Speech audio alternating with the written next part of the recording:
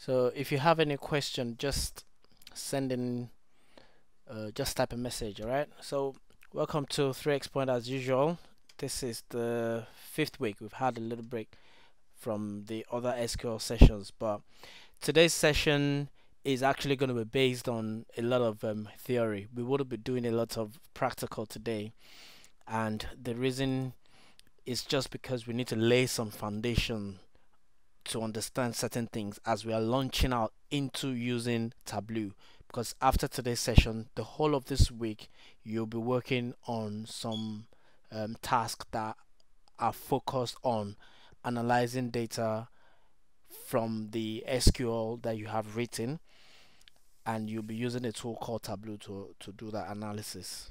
But before we go into all that practical stuff, I need you to understand some basic concept first. So the agenda is, first of all, to start getting you into the discussion of why data analytics in the first place. And you need to be able to understand why business intelligence and differentiate between these terminologies so that you can say of a fact that you know the difference, you know what data analytics means, you know what business intelligence means, and there's another one called data mining as well that you can also identify that from the entire mix. And thirdly, I want to show you the IT ecosystem architecture as far as data goes, because there's the back end and there's the front end to things, and we'll be covering data sources, ETL, analytics, the front office, and the back office as well. We'll touch on the users and data format. So what is data analytics? Now, data analytics is the science of examining raw data with the purpose of drawing conclusions about that information. Now, data analytics is used in many industries to allow companies and organizations to make better decisions, business decisions, and in the sciences to verify or disprove existing models or theories. Data analytics focuses on inference, the process of deriving a conclusion based solely on what is already known by the researcher. So, a couple of theory around here, but I couldn't eliminate or remove anything in this definition, and I decided to just put the whole thing there so that you can get a complete understanding of what we're talking about here. So basically, what we're saying is, with data analytics, you have raw data. You have something on ground that you'll be given, and based on this raw data, you will be performing or focusing on inference, which means you'll be deriving conclusion based on what you already have, based on what you already know. So if you have a data that is worth maybe 2 years, now from that given data, you have to do some analysis, which is grouping, aggregating, doing some calculations, working the data to be able to come to a conclusion. And how do you come to a conclusion? You come to a conclusion by identifying patterns. You would have identified that there's a particular pattern that is consistent, or there is a particular pattern that is not consistent, and as a result of these two, you can conclude and say, okay, because this is consistent based on this economic or financial or some other data reasons, then I conclude that X, X, X, and Y should be this and that. That is data analytics for you. So you already have a data, you work on it, you analyze it, you try to understand it, and then you draw up conclusions on that data. That's simply what data analytics means. And you can now start making reference to the reason why you've been learning SQL for the past few weeks. And that's just simple. If you have a data, you need to be able to work that data. Okay, so how do you work the data? Is by speaking the language it understands. So your technical ability to write SQL, to join tables together, to aggregate, to use maximum, to use sum, to use count, to do all these things, then we will say that you are working the data, you're doing some analysis on the data. And going further from there, you can pull this data into some tool that you will then start using to draw up your conclusions. You can now visualize the data on a dashboard, and you can do some draw up some conclusions based on that. Differentiating between data analytics and data mining. Data analytics is distinguished from data mining by the scope, purpose, and focus of the analysis, right? That statement is simply telling you that they are both simply the same, but the scope may be different.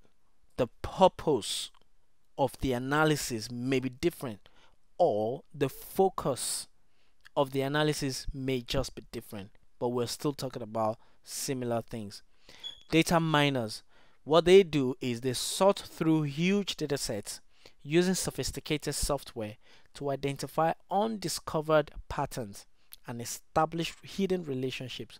So what this means is we're still using the same data. It's the same data that data analytics or data mining guys use. They use the same data.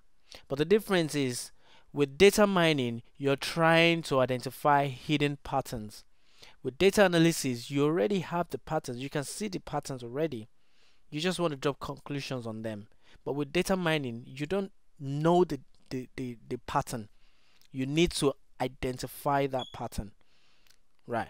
And by so doing, you can then start establishing hidden relationships. Now, what is business intelligence? Think of business intelligence as a set of methodology, process, architecture, or technology that focuses on gathering historical data from numerous sources for analysis and reporting. And these historical data will eventually be used by data analysts or data miners. So think about business intelligence as, okay, we've been saying data analysts would work on data, or data miners will work on data to identify hidden patterns. But that data we're talking about, how did it get there? Then you'll be talking about business intelligence. It is the business intelligence developer that will use certain methodology or school of thoughts. They will use certain processes, architecture, or technology. They will use all these things to gather historical data from numerous sources, and eventually the data will be used by analysts to do analysis and reporting. So conclusion from all these things we're talking about is data analytics can focus on both historical and real-time data. So data analysts will not only rely on data that is being provided by business intelligence. They can also work on real-time data in real time, OLTP. Remember we talked about OLTP. You can have a database that is used by a bank for online transaction. You can have data analysts to do analytics based on that.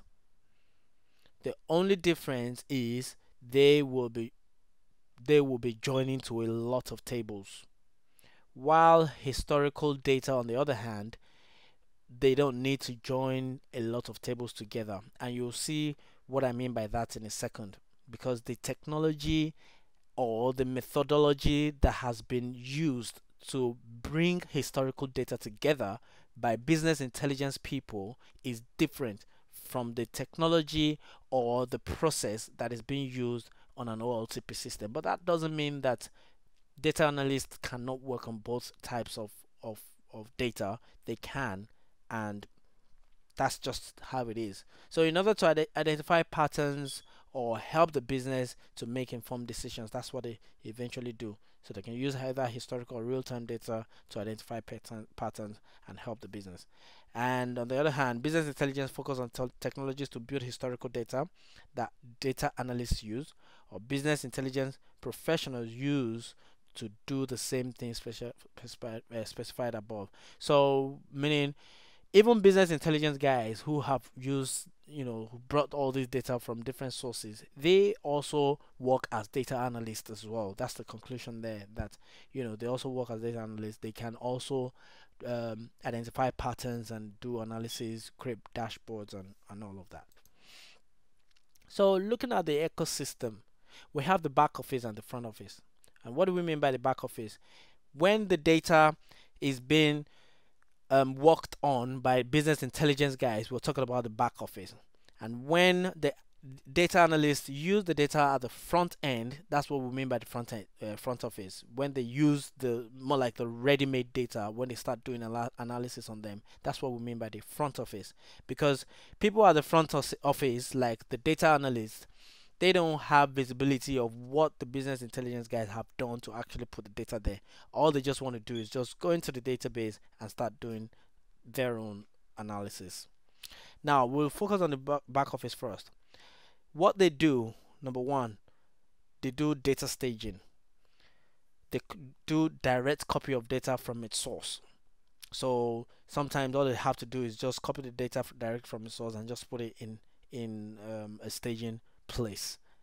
And that staging place is usually called ODS. They call it operational data source.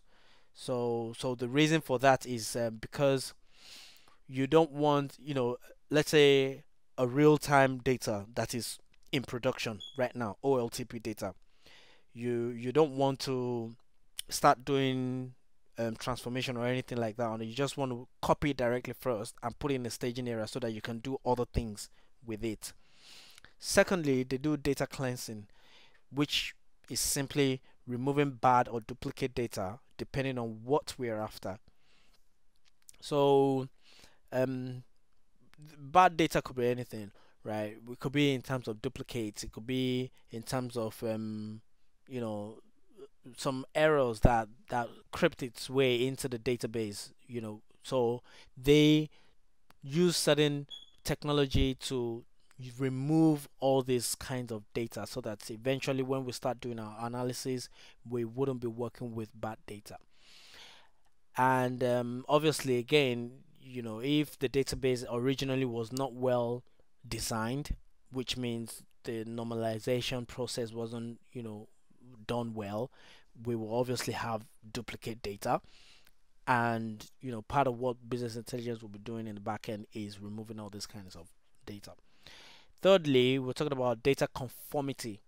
So what that means is we're ensuring that the data format that we eventually have in the back end matches the front office system. So here we generate surrogate keys, check for SCDs, and a lot of heavy lifting. And what we mean by SCD is slowly changing dimensions. I won't be going into too much detail about all these business intelligence terminologies, but it's important for you as well to know them. And what do we mean by slowly changing dimensions? There are certain dimensions that change over time. So say for example, if a customer changes their address, there are ways in which we keep these kinds of data, because don't forget we're talking about historical data. So number one could be, do we want to overwrite the address if it changes, or do we actually want to keep the data, right? And how do we want to keep it? Do we just want to create a new row or create a new column? So these are the questions that get answered when we're talking about slowly changing dimensions. So who are the users of the back office?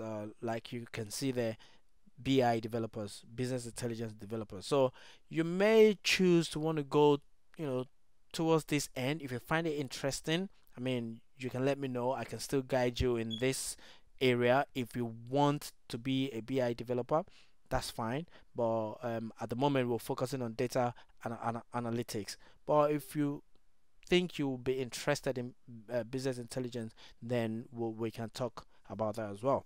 So the tools that they use at the back end for all these kind of things is SSIS. There's another one called Talent. Now, shifting our attention to the front office. After this has been done in the back office, we have what we call data mart. So different departments in the company can have different data marts. So there can be sales data mart, finance data mart, marketing data mart, HR data mart, or we have data warehouse as a whole. So the combination of all these different data marts is what makes up a data warehouse. And we'll talk in a few moments how these things came about, how data mart and data warehouse came about. Why do we have these things, and what's the brief history about it. Then, who are the users? We have the front end analyst, strategic analyst, data scientist, operational efficiency, research and development, sales optimization, all these kind of fancy names that give these people, different people coming into the office and, doing analytics based on the data that's been provided from the back office. Then, what are the tools? We have Tableau, we have SSRS, we have ClickView, we have Power BI, and there's Excel as well. There's so many of them, but at the moment, the highest ranking in the market is Tableau, and that's the one we'll be focusing on. Right, a little more digging into the back office. So, data sources. Now, remember we talked about the back office collecting data from the back from different sources, collecting historical data from different sources and putting them into a data warehouse. And what are these data sources? So data sources could be external events. So today we have social media, we have Facebook, we have Twitter, we have Instagram, we have all manner of social media platform out there today. These are all generating data. How many people have liked our advert? How many people has responded to this marketing campaign? How many people, how many engagements have we had? If a company is has just released a news, how many people are following this news, this update? This is data that analysts actually work on. You want to analyze this data and to be able to make decisions of the relationship between the data, the responses, the market, the business, and come up with conclusions. So another data source is the enterprise data and business systems. So the business itself will have commercial apps. For example, a bank, they have their mobile banking application, as their bankers log in and out, as they transfer funds, as they do all manner of activities. These are generating data, and it is the core business application by the company. So it is also a source of data. Emails, source of data. SharePoint, Confluence, these are all source of data. They're all sources of data, I beg your pardon. Then we also have the transactions and internal apps.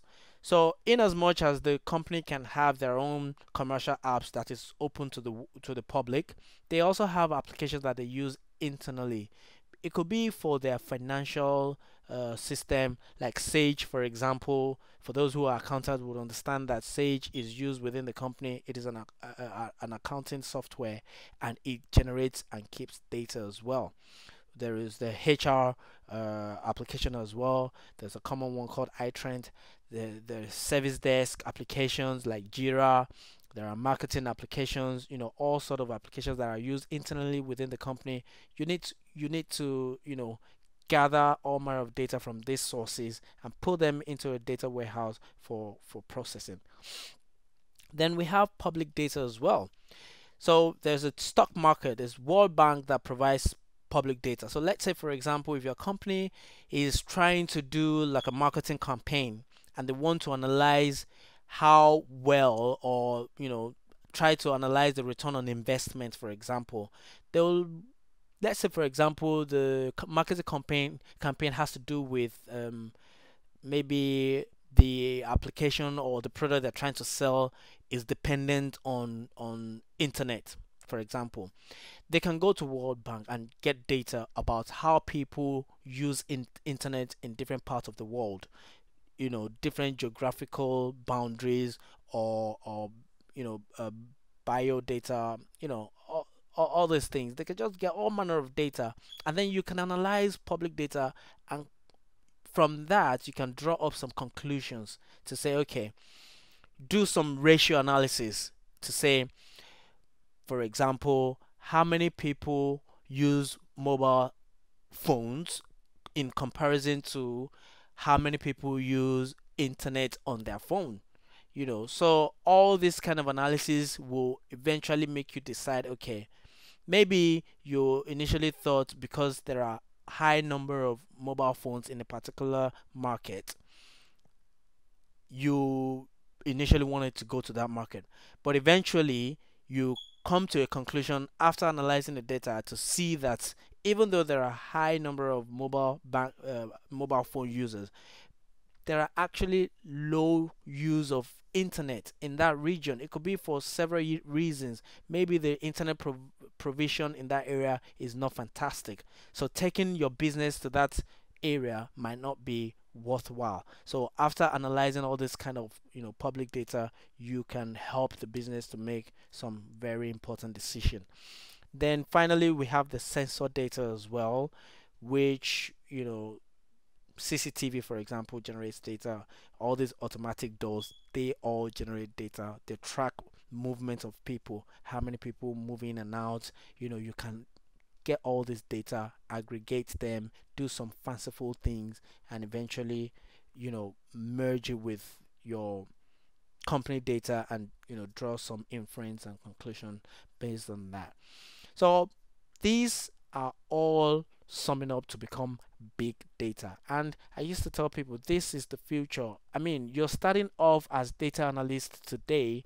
I would expect that in the near future you're aiming to become big data engineers, because that is the future of IT. Going forward, and still talking on back end office or back office, there's something we call ETL, and that's the extraction, transformation, and loading. It means that we extract data from different sources that we have just talked about. After extracting this data, we want to transform them. And after transformation, then we want to load them into our data warehouse.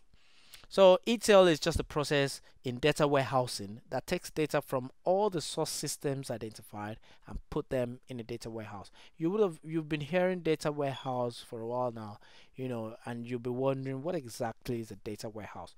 Data warehouse is just the regular database that you know. The difference is just that it keeps historical data.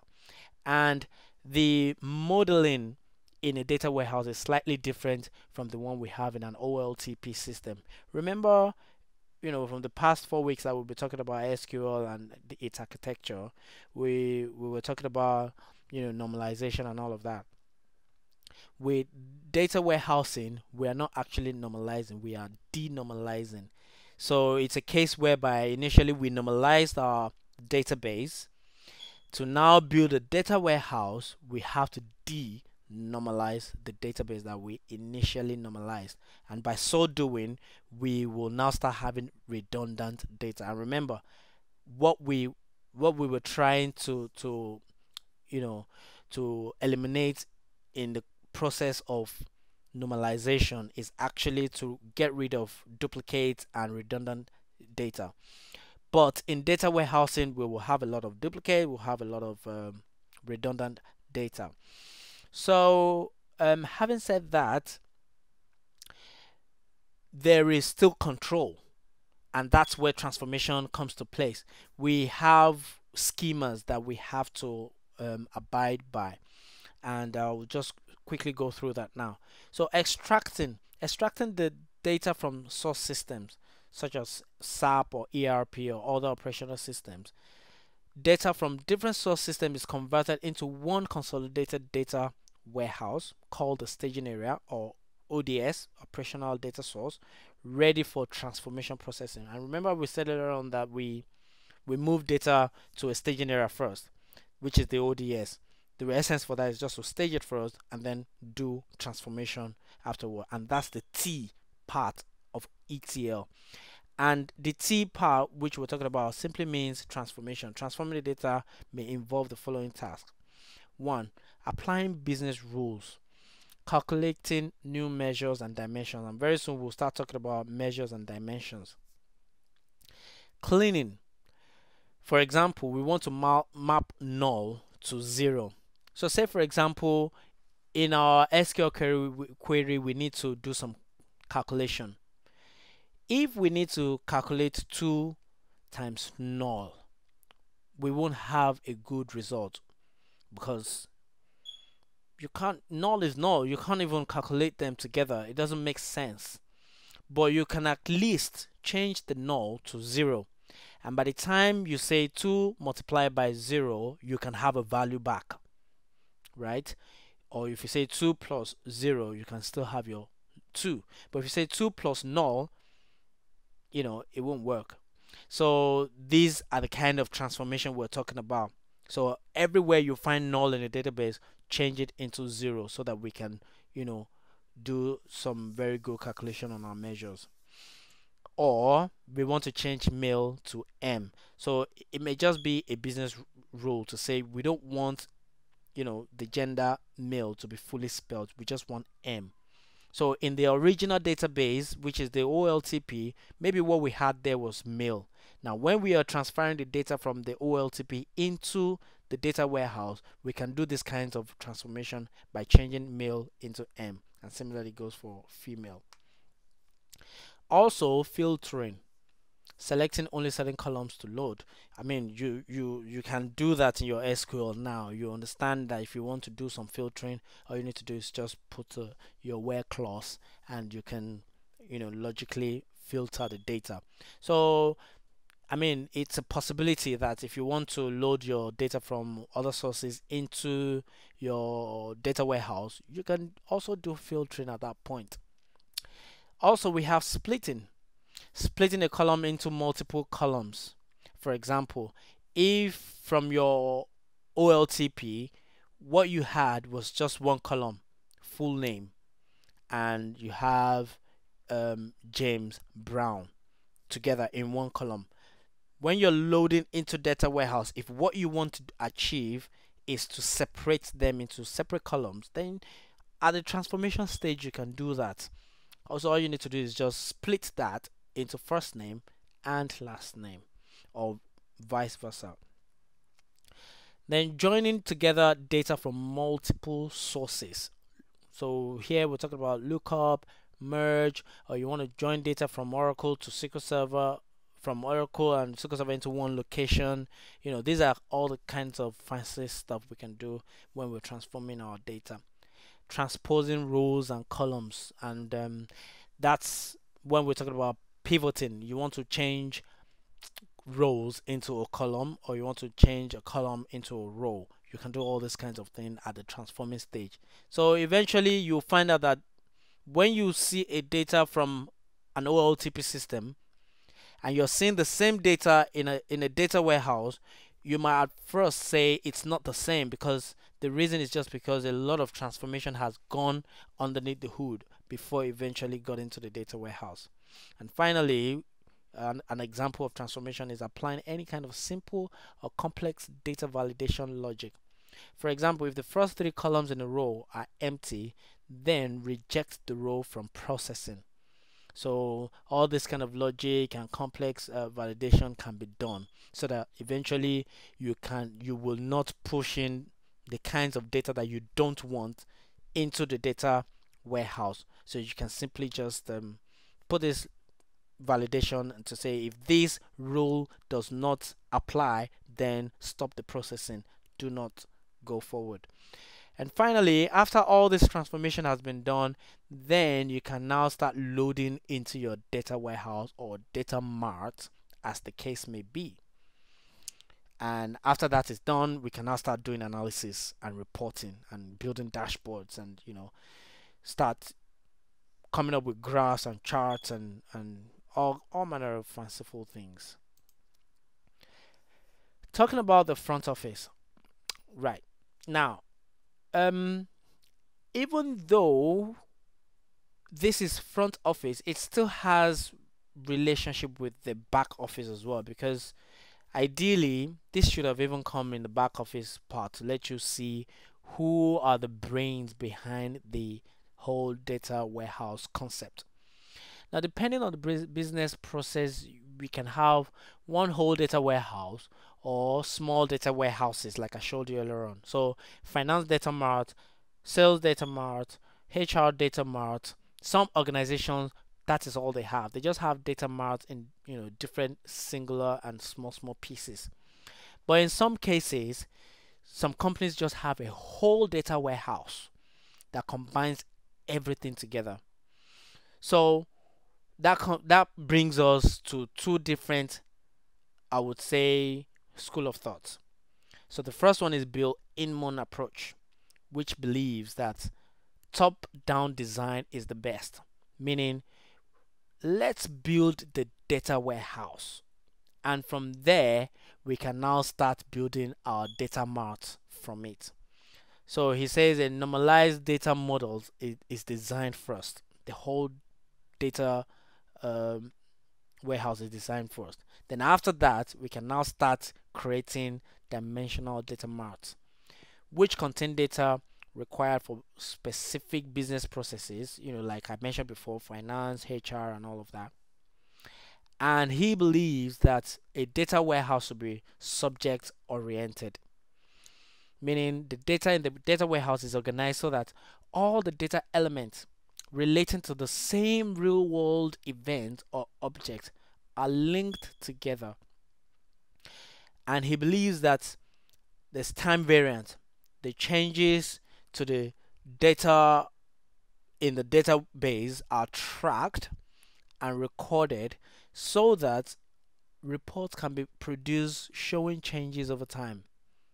So, you know, it's a historical data warehouse, right?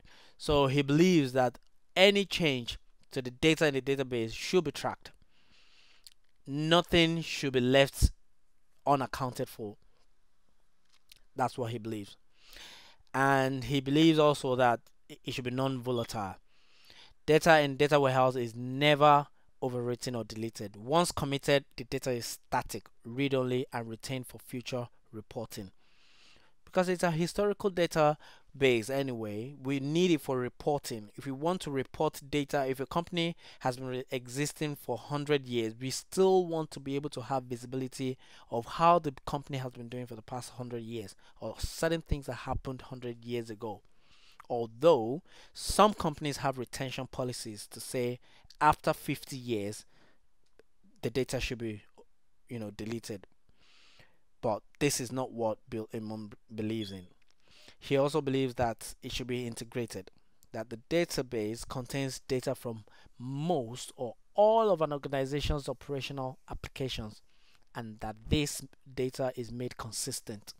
So all the data sources that we've been talking about, as far as this data source has connection with an organization, the data must be pulled out from it.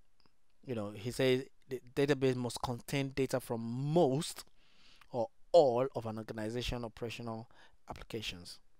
Now the flip side of the coin, let me quickly have a look at the chat box if you've sent any message. Okay, no one has sent anything. Right. On the flip side, we have a man called Ralph Kimball. I'm not actually sure if it's a man or a woman, but the name is Ralph Kimball. And what he believes is it should be a bottom-up design. Instead of having a whole data warehouse first, let's start building data mart first. And when we have our data mart, we can eventually say, okay, we have a data warehouse, because automatically by the time you have data mart that covers all the operational areas in the company, then we can confidently say we have a data warehouse. But you see, there is no right or wrong to either of these two guys, because to be honest, it all comes down to the cost. To do a top-down design is really expensive, and it will take a longer period of time to complete. So if a company has the resources to embark upon that kind of project, then why not? Okay. And it also comes down to how a company can manage the risk. Because if you want to build a whole data warehouse first, before you now start building your data mart, what if you complete the entire design and you find out that there are certain um, mistakes or risk or certain things that has been done during the time the whole project was being built without looking back to see how far we gone, like we have in agile environment. So this is an open discussion that has been on for a very long time, and it's still on. So it all comes down to organizations and their situations and the approach that best fits their situation. On the other hand, I have seen more companies following the Ralph Kimball type of design, which is the bottom-up design. You'll find most companies build data marts first and focus on a particular area in the company and say, okay, we want to build a data mart for the finance department. And once that is done, they can start saying, okay, we'll have another set of BI developers and all the professionals come in on a contract basis, and then they build another data mart, and it might take them 5-10 years before they eventually get to a point where they can say they have a data warehouse. But at least they didn't wait for 10 years before they can have something operational to use. So whichever one the business decides to use will be at the front office eventually. So be it the data warehouse or the data mart, it will be at the front office that will be used for analysis. Now let's start talking about schema for data warehouse. Okay, so we've built our data warehouse, or we want to build our data warehouse. What schema design are we after? So there are a number of them, but I'm just going to focus on two in this session. The first one, which is the star schema, is the simplest style of data mart, and is the approach most widely used to develop data warehouses and dimensional data mart. So the star schema consists of one or more fact tables referencing any number of dimension tables. So we'll talk about facts and dimensions in a minute. Now, if you look at the image on the bottom left, you can see that it looks like a star design, and that's because we have a fact table in the middle and we have dimension tables that surround it. And fact tables are typically the table that holds the figures. It's the table that holds the figure in which we are going to slice and dice and say, okay, we have this figure, sales figure.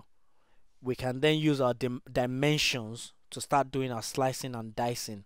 So we have a dimension called time, for example.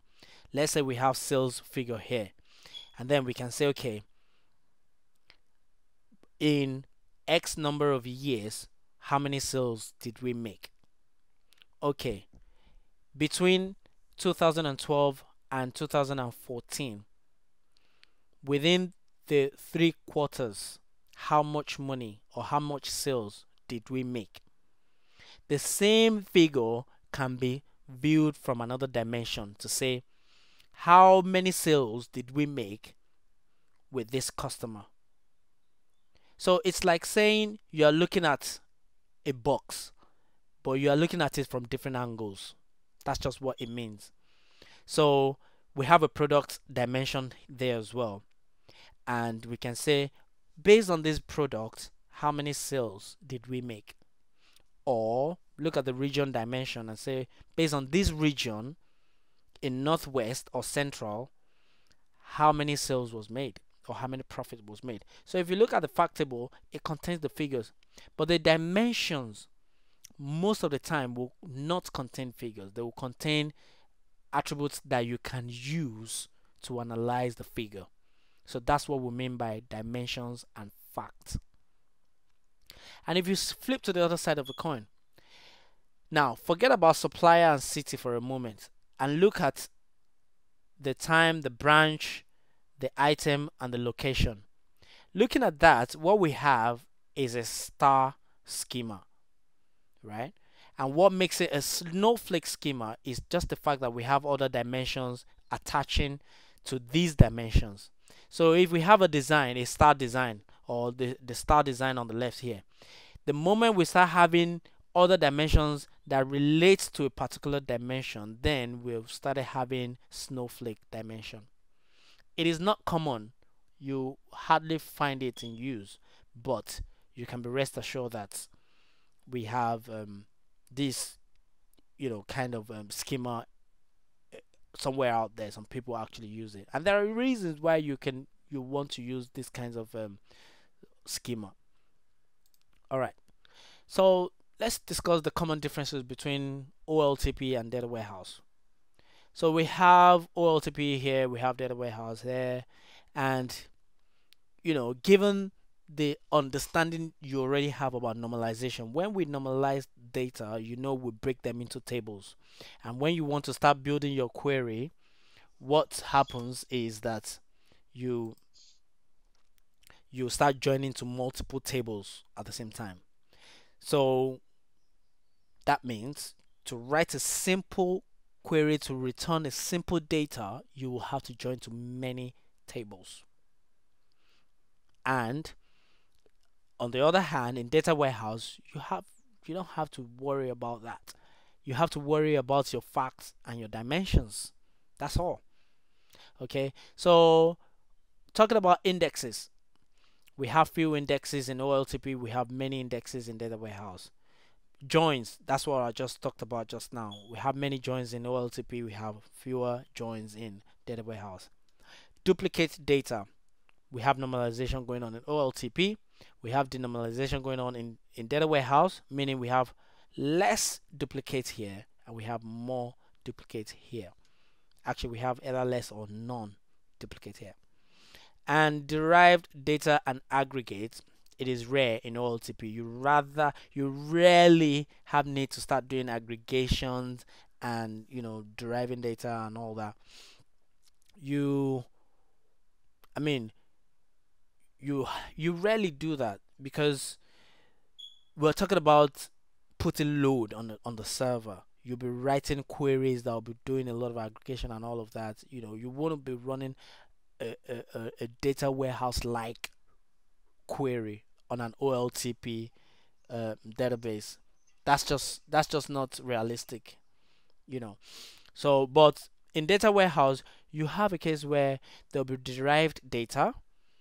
What we mean by derived data is you have, let's say, your 10 columns already, and then you have these extra data columns that